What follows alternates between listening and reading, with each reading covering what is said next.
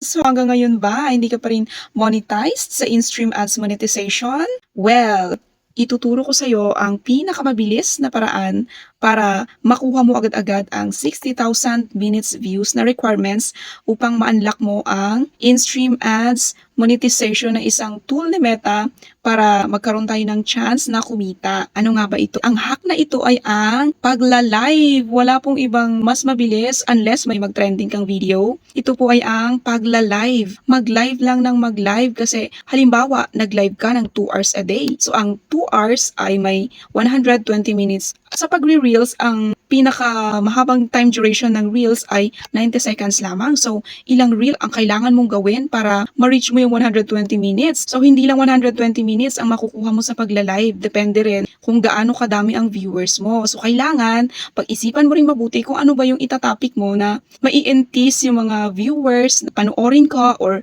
mag-participate. So, ako, based on my experience ay naisip ko na ang pagpapalaro. So, kung nakikita nyo, di ba? Halos araw-araw akong nag-live, nagpalaro. At yun po ay para ma-reach ko ang aking target na 60 minutes views. And kani-kanina nga, nag-update aking dashboard na unlock ko na daw ang 60,000 minutes views. So, kailangan, ang isa sa pinaka engaging na topic sa pagla-live ay ang pagpapalaro.